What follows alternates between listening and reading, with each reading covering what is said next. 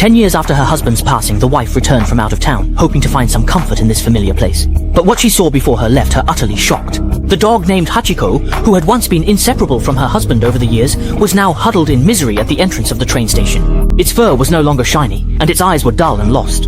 Over the course of 10 years, the wife had gradually moved on from the pain of losing her husband and started a new life. But Hachiko, like a sentinel forgotten by time, stubbornly kept watch in this small place, waiting for a figure who would never return. The hot dog vendor became the silent witness to this long wait. He saw every moment of Hachiko's disappointment, and perhaps only he could truly sense just how many lonely days and nights Hachiko had endured over these 10 years. This film moved over 1 million viewers to tears, earning a high score of 9.2, which stands as the most heartfelt tribute and resonance to this loyalty. The bond between Hachiko and his owner began at that bustling train station. The threads of fate gently pulled, leading this lost little dog into the life of the music professor. Looking at this clean and bright little creature before him, he knew in his heart that such a well-behaved dog could not possibly be astray. However, even as the last train slowly departed and the platform fell silent, the little dog's owner still did not appear. With no other choice, the professor took it to the station office, hoping to find it a temporary place to stay. But the administrator's cold response was like a wall of ice, nearly shattering the professor's hopes. Unable to bear it, the professor secretly brought the little dog home, hiding it in the study on the first floor, trying to keep it from his wife and offer this small life a bit of warmth. Hello, hi. Hi. Hi, girl. The quiet of the night was broken by the puppy's movements. Cleverly, it pushed open the door and trotted right into the professor and his wife's world for two. A trace of displeasure flashed across his wife's face. Seeing this, the professor hurriedly promised to send the puppy away the next day. So the professor had no choice but to temporarily settle it in the storage room. In the middle of the night, the little dog in the storage room gazed through the crack in the door at that faint glimmer of light. In those small eyes, there was both a fear of the unknown and a longing for warmth. The next day, the daughter's arrival brought a glimmer of hope for the little dog's fate. She was utterly taken with the puppy, her eyes full of affection and pity. However, the wife's attitude was firm, and the adoption notice in her hand was like a verdict, dashing the professor's hopes once again. The professor took the puppy everywhere, searching for a solution. The overcrowding and harshness at the animal shelter filled him with compassion and reluctance. The domineering orange cat at his friend's bookstore made him worry about the puppy's future.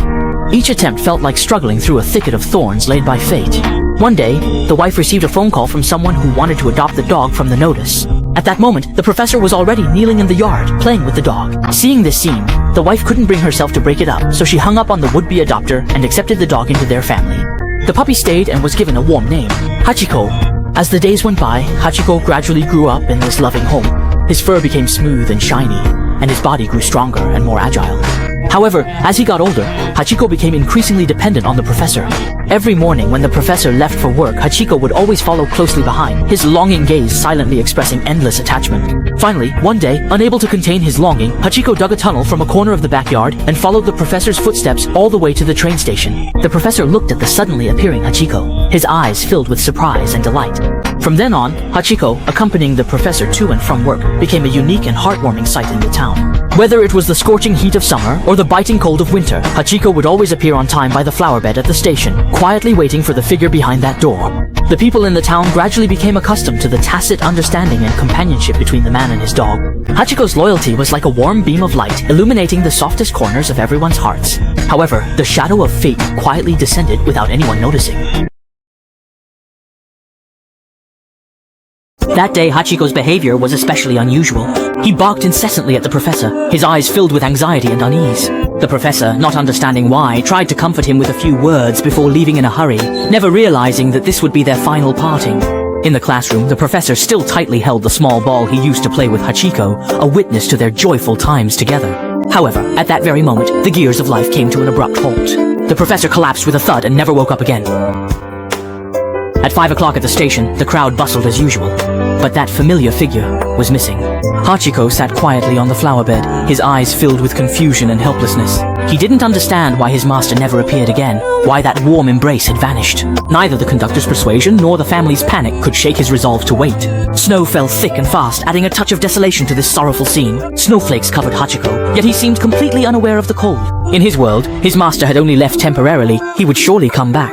This belief, like a flame burning in the darkness, supported Hachiko through one long day after another. Later, the wife left this memory-filled place with a heavy heart, and Hachiko was taken to a new home, but his heart always remained at that station. Taking advantage of a moment when his family wasn't paying attention, Hachiko once again set out on that familiar path. He made his way through snow-covered woods, stealthily following the railway tracks, and returned to the place where they had first met. The station was still bustling with people, but the determination in Hachiko's eyes never wavered.